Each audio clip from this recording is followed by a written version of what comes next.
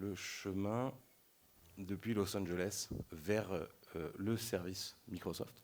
Donc on peut voir que c'est une analyse hop by hop, donc avec chaque point un petit peu comme un trace-route, mais on voit que on voit les différentes options pour le chemin, et on voit du coup tout ce qui est côté fournisseur d'accès, côté Microsoft, et c'est historique. Donc on peut revenir en fait en arrière pour voir exactement à quoi ressemblait un chemin à une donnée, à une heure précise. Ce qui devient intéressant justement si on a des utilisateurs qui se plaignent simplement d'un problème d'accès à un service, on peut aller voir à quoi ça ressemblait à un moment donné. Donc si je prends par exemple depuis New York, voilà, on voit qu'on est en rouge. Il y a un problème qui a commencé à peu près à 9h40. Et si je me mets, du coup, je vois exactement. Donc je vois que ce nœud est en rouge et quand je clique, j'ai plus d'informations. Hop. Donc ça me dit que les interfaces sont critiques. Effectivement, on a une énorme latence. Mais pour le coup, c'est un appareil qui est côté Microsoft. Donc de notre côté, si on regarde notre réseau, on était OK.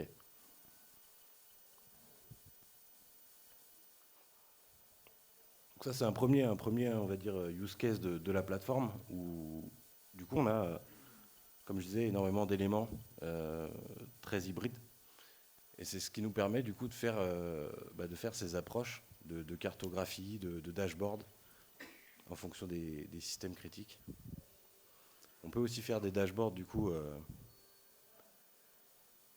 parce que comme on récupère donc toutes les informations, après, on peut faire des dashboards plus ou moins compliqués. Là, on a un exécutif summary, avec des informations très high level, du coup, plutôt des indices de performance générale, sans aller dans le détail. Après, évidemment, on peut explorer ces données plus en détail. Mais voilà, donc c'est... En fonction des métriques que vous voulez. Voilà. Surtout. C'est surtout en fonction des métriques que vous voulez, des critères que vous voulez voir. Vous pouvez aussi avoir des rapports qui soient hebdomadaires, mensuels. Je discutais avec un client hier qui me disait, voilà, globalement, moi, j'aurais besoin d'avoir tous les jours, quand j'arrive le matin, d'avoir un petit tableau de performance pour voir un petit peu l'ensemble des métriques, pour pouvoir savoir où est-ce que je dois interagir. Je ne sais pas si c'est quelque chose, par exemple, que vous pouvez avoir besoin au quotidien, en tout cas pour vos équipes. Exactement. Donc on a toute cette partie dashboard, on a la partie reporting et on a tout l'alerting avec de l'alerting intelligent, de la détection d'anomalies. On fait aussi de la corrélation d'alertes en fonction donc du coup d'événements, puisqu'on sait très bien que comme on connaît les connexions en fait entre les différents éléments de l'environnement, une alerte peut avoir été déclenchée par une autre alerte en fait précédemment. Donc du coup, on regroupe ces alertes en genre de outage un petit peu pour nous permettre du coup d'avoir un seul incident plutôt que 25 milliards d'alertes différentes. Et au niveau de l'alerting, après, on peut faire aussi énormément d'automatisation, des changements de configuration, de la migration de machines virtuelles, de l'alerting par email, de l'intégration avec des services desk type ServiceNow, de l'API, des textos. On peut faire vraiment tout ce qu'on veut au niveau alerting. Voilà. Alors, je repasse sur... Alors, on arrive au bout de notre présentation. On a dû essayer de raccourcir un petit peu pour essayer de correspondre.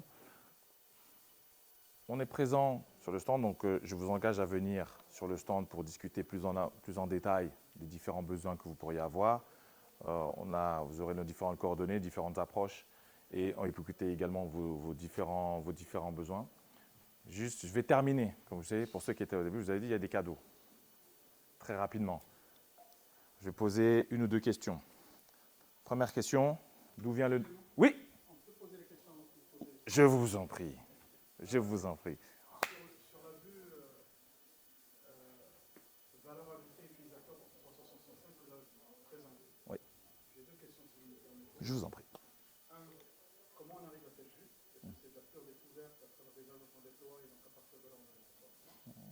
Ma deuxième question, comment cette solution de supervision en fin de compte de service SI est comparable à des outils APM de type Dynatrace?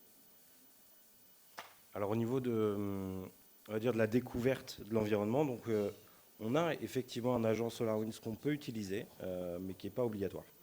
On se base sur que des protocoles, on va dire standards. Au niveau réseau, on utilise du SNMP. Et ensuite, pour la partie serveur, application, ça va être du WMI, du SNMP, de l'API vers du coup les clouds. Au niveau hyperviseur, bon, bah, ça c'est de l'API vers les hyperviseurs, donc que ce soit VMware ou Hyper-V. Donc en soi, on n'a pas besoin d'agents. Il y a plusieurs types de protocoles qui sont utilisés pour récupérer évidemment toutes ces informations, puisqu'on a une partie réseau, une partie application, une partie système, etc. Mais en soi, c'est que des protocoles standards, donc on est compatible, on va dire, avec 99,9% de l'environnement. Voilà. Pour la deuxième partie de la question, bah, comment on se compare par rapport à nos concurrents? On est les...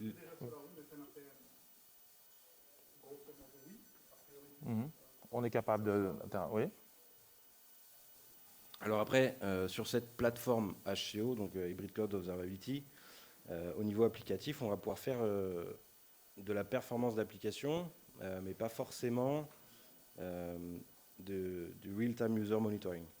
Hein. Pour ça, on a une autre solution qui s'appelle SolarWinds Observability, qui est une solution SaaS, dans laquelle en fait, on peut intégrer du code à notre application pour récupérer des informations plus précises par rapport à une application métier, quoi. Ça répond à vos questions? Avec plaisir. Donc, pour laisser après à scanner vous pouvez QR scanner code voilà, le QR code pour... je crois que ça vous fait gagner des points. Donc, ça, c'est un point important. Donc, dans les deux questions que je vais vous poser, la première, d'où vient le nom SolarWinds? Oui. Deux techniciens qui voulaient avoir une supervision sur le réseau. Et l'un était fan d'astronomie.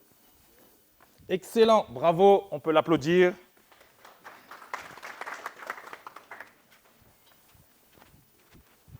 Félicitations. Merci.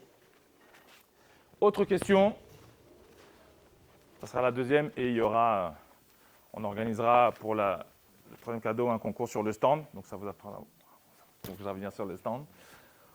Quel est le nom de la solution de SolarWinds qui permet d'avoir une visibilité?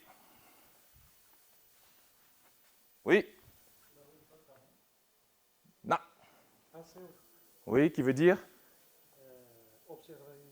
Oui. Oui. Monsieur, bravo. C'était presque. Hein. C'était presque. Hein. On peut l'applaudir, s'il vous plaît. Bravo. Merci à tous, en tout cas, de l'attention et du temps que vous avez pris pour nous écouter. Je vous laisse au bon soin de nos partenaires qui continuent après nous. Passez une excellente journée. On vous attend sur le stand. On sera ravis de vous voir, de continuer d'échanger. Et à très bientôt. Bonne journée. Merci.